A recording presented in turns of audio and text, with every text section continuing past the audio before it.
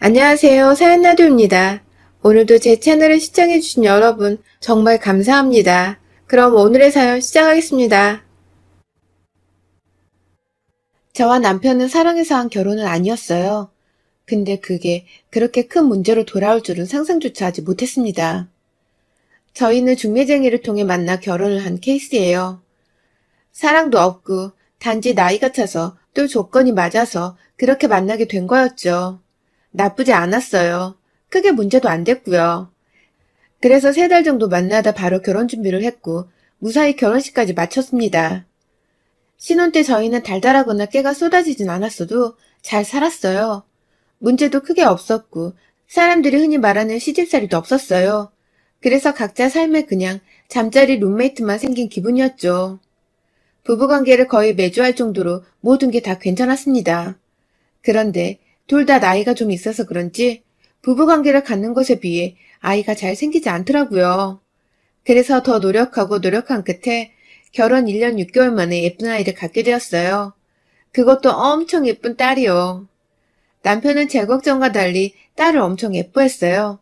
저한테는 잠자리만 빼면 무심하고 말도 별로 없고 관심도 없었거든요. 그런데 아이한테는 세상 그렇게 다정할 수가 없더라고요. 그래서 한편으론 남편을 잘 만났다고 생각이 들었어요. 저한테는 조금 무심해도 내 아이에겐 착하고 좋은 아빠니까 그건 정말 좋더라고요. 임신 기간에도 아이에 대한 건 꼼꼼하게 잘 챙겨줬고 출산 때도 옆에 꼭 있어주면서 자연분만도 도와줬어요. 무조건 자연분만을 해야 한다고 남편이 말하긴 했지만 저 역시도 그걸 원해서 노산이지만 진짜 힘들게 딸을 낳았어요. 그렇게 산후조리원을 나온 후에도 남편은 매일매일 칼퇴를 하고 와선 아이를 돌봐줬고 비록 사랑해서 결혼한 건 아니었지만 이렇게까지 잘해주니까 저는 점점 남편을 사랑하게 됐어요. 진심으로 그 사람한테 더 잘하려고 노력했고요. 그리고 저희가 늦은 나이인 만큼 아이에게 해줄 수 있는 것들, 해줘야 한다는 것들, 가리지 않고 좋다는 건 다 해주려고 했어요. 모유수유도 마지막에 나오는 모유가 영양분이 많다길래 저는 모유가 아예 안 나올 때까지 아이에게 먹였어요. 그러다 보니까 18개월을 먹였었네요. 그렇게 모유수유가 딱 끝나고 나서부터 모든 게 바뀌었어요. 시어머님이 매일 저를 시댁으로 불러 집안일을 부탁한다는 핑계로 부려먹었고 주말에는 아이를 남편에게 돌보라고 하시곤 저만 집으로 따로 불러 온 집안의 이불들을 빨라고 했어요. 진짜 더 열받는 건 시댁이 복층이었는데 손에 잘 닿지도 않는 곳까지 청소를 시키더라고요. 저는 진짜 매일 밤 시어머니에게 시달려 너무 힘들었어요. 밤만 되면 온몸이 아파 너무 힘들었어요. 매일 오전과 새벽에는 잠투정 많은 아이에게 시달리고 오후에는 시어머님한테 시달리니까 진짜 죽겠더라고요. 그렇게 힘든 하루하루를 보내던 중 시어머님의 생신이 다가왔고 시어머님은 저에게 말도 안 되는 걸 요구하시더라고요. 시장에 가서 떡 케이크랑 반찬 가게에서 반찬 이것저것 시켜놨으니까 그것 좀 받아와라. 그리고 김 사장 가게 알지? 거기서 뭐 선물 같은 거 주신다니까 그것도 받아오고. 어머님, 미나 데리고 그걸 혼자 들기가 힘들 것 같은데 나눠서 다녀오면 안 될까요?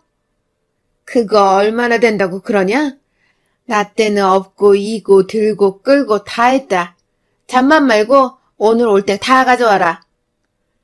결국 저는 어쩔 수 없이 유모차를 끌고 아이와 시장으로 향했어요. 그런데 저희 딸이 유모차에 가만히 앉아있는 거 진짜 싫어해서 꼭 안아주거나 손을 잡고 걸어가야 하는데 그날 물건도 너무 많고 사람들도 너무 많아서 진짜 정신이 없더라고요. 분명 짐이 얼마 안 된다고 했었는데 짐이 엄청 많더라고요. 유모차에 가득 짐을 실어놔도 너무 많아 양손 가득이었는데 꾸역꾸역 들면서 아이의 손을 꼭 잡고 가고 있었어요. 그런데 잠시 계산하는 사이에 정말 몇 초도 안 되는 사이에 아이가 감쪽같이 사라진 거예요. 저는 너무 놀라서 그날 어머니가 시킨 짐도 다 버린 채 아이를 찾아다녔어요. 도저히 혼자 찾는 건 무리라는 생각에 남편에게 전화를 했고 남편은 일도 다 내팽개치고 달려와 시장 안을 같이 다 뒤져봤지만 그 어디에도 제 딸의 모습은 보이지 않았습니다. 결국 저는 울면서 경찰에 신고를 했어요. 안 그래도 하루하루 피가 말라가는데 남편과 시어머니는 모두 제 탓이라고 비난을 했어요. 근데 뭐가 어찌됐든 제가 한눈에 판 게 맞으니까 저도 모두 제 탓 같아서 그 비난을 있는 그대로 다 받아들였습니다. 저도 제 자신을 용서할 수가 없었고 너무 원망스럽거든요.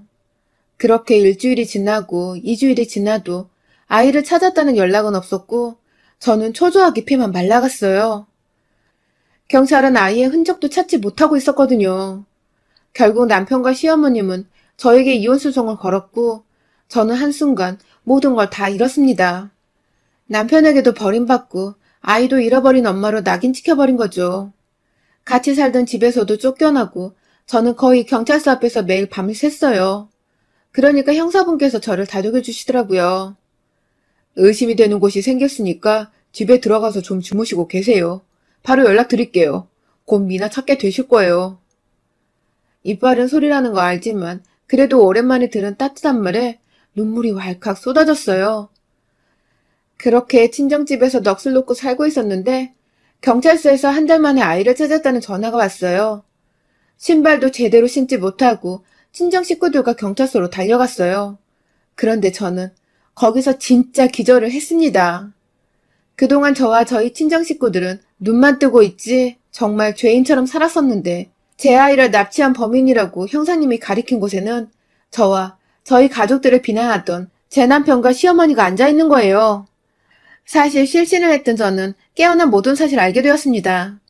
시어머님은 일부러 저에게 혼자 감당할 수 없을 만큼의 짐을 들게 시켰고 남편은 잠시 제가 아이 손을 놓은 틈을 타 아이에게 손짓해 다가온 아이를 안고 도망친 거였어요. 그때 거기엔 CCTV도 사람도 너무 많아 아이를 본 사람을 찾기가 어려웠던 거였어요. 진짜 말도 안 되는 상황에 저는 말문이 턱하고 막혀버렸어요. 정말 드라마나 영화에서 보던 일이 저에게 일어났으니까 아무 말도 못하겠더라고요. 그런데 이게 법으로 가족이 아이를 데리고 간 경우니까 뭐를 할 수가 없다 그러더라고요. 형사님도 어이없어 했는데 어쩔 수 없다고 남편과 시어머님을 풀어줬어요. 그래서 저는 일단 집으로 돌아가 남편과 이야기를 시작했어요. 왜 그런 거야? 이혼하고 싶었어. 왜? 사랑하지 않으니까. 너는 미나를 너보다 더 사랑하고 예뻐하니까 이렇게 안 하면 이혼도 아이도 다 나한테 안 해줬을 거잖아. 정말 기가 차더라고요. 제가 이혼도 안 해줄 거고 아이도 포기하지 않을 게 뻔하니까 일부러 제 탓을 만들어 헤어지려고 했다는 거예요. 게다가 시어머니까지 함께 짜고 이 일을 꾸몄대요. 저는 뭔가 더 있을 것 같다는 생각이 들어서 남편에게 여자가 생긴 거냐고 물어봤어요. 그러니까 그건 끝까지 아니라고 발뺌을 하더라고요.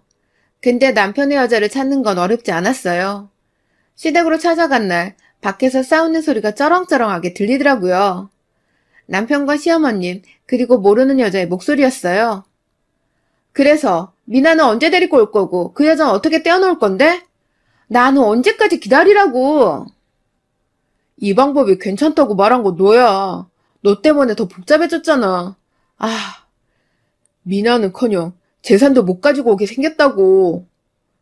이게 그럼 내 탓이야? 내가 말할 땐 나보고 천재라고 그렇게 칭찬을 하더니 그러니까 내가 깔끔하게 대리모 쓰자고 했지?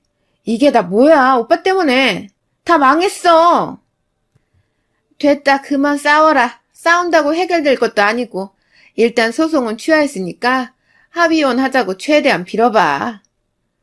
저는 바로 집으로 들어가 이 상황에 대한 설명을 세 사람에게 요구했어요. 그러자 그 여잔 뭐가 그렇게 억울한지 저한테 따지기 시작하더라고요. 이봐요. 당신도 이런 꼴 당하고 같이 살고 싶진 않잖아? 그쵸? 아이도 우리한테 보내고 그쪽은 새 출발해요. 미나 보면 이 일이 계속 생각날 텐데 잘 키울 수 있겠어요? 내가 잘 키울 테니까 그쪽도 다 잊고 새 출발하세요. 오케이? 뭐 이런 미친년이 다 있어? 당신이 뭔데 미나를 키우겠다 말겠다야? 아 좀! 당신이 본처 같아? 본처는 나야. 당신은 애초부터 첩이었다고. 남편과 시어머님은 시겁하며 그 여자의 입을 틀어막았고 저는 그 여자를 두 사람과 떼어놓고 뺨을 때린 후 사실대로 말하라고 소리 질렀어요.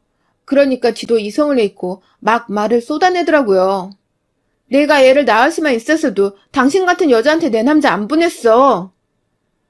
소리 지르던 여자는 갑자기 저에게 무릎을 꿇더니 하소연을 하는 거예요. 진짜 미친 여자 같았어요. 당신도 내 남편이랑 사랑해서 결혼한 거 아니잖아? 그러니까 제발 미나랑 내 남편 좀 돌려주세요. 어이가 없었어요. 남편은 그렇다 쳐도 내 딸까지 원래 지 것인 것 마냥 말을 하는데 저는 진짜 너무 열받아서 그년의 머리채를 잡고 뺨에 마구 때렸어요. 내 딸이 네 거야? 저 미친 새끼, 네 말대로 다시 가지고 가든 말든 상관없는데 내 딸은 어림없지. 어디 한번 뺏어가고 싶으면 뺏어가봐. 아주 빈털터리로 만들어줄 테니까. 저는 그날 시댁을 박살내버렸어요.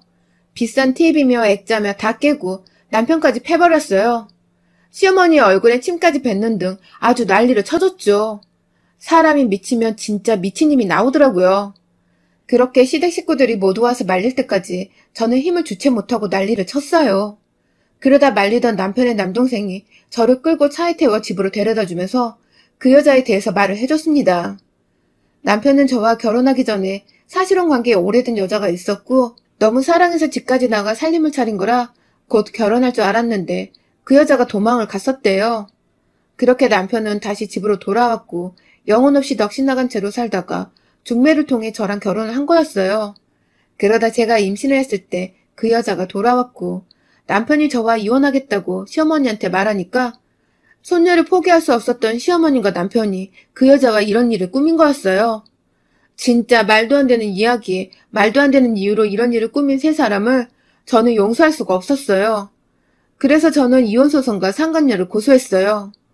납치 사건은 남편에게 당연히 불리하게 적용됐고 저는 양육권과 양육비 또 위자료까지 그 연놈들에게 받아낼 수 있게 되어 제대로 엿을 먹여줄 수 있었어요. 그런데 누구보다 그 미친 여자가 제일 억울해하더라고요. 그래서 저는 그 여자가 일하는 미용실에 찾아가 동네에 쩌렁쩌렁하게 소리 지르며 상간녀란 사실과 아이를 납치했던 일들을 소문냈고 결국 얼마 뒤에 그 여자는 그 동네에서 사라졌다고 그러더라고요. 오지랖 넓은 아주머니들한테 된통 욕을 먹었다나 뭐라나. 역시 사람은 죄를 짓고 편안하게 살 수 없나 봐요. 얼마나 통쾌하던지. 그리고 시어머님과 남편은 재산 문제로 가족들과 다투다가 결국 다 연락도 안 하고 남보다도 못한 사이가 됐다고 그러더라고요. 저한테 돈을 줘야 하니까 아주 난리가 났었겠죠. 그지 새끼들 아주 잘 됐다. 평생 외롭고 쓸쓸하고 괴로워만 하다가 갔으면 좋겠어요. 그래야 공평한 거니까요. 여러분의 생각은 댓글로 남겨주세요. 오늘도 시청해주셔서 정말 감사합니다.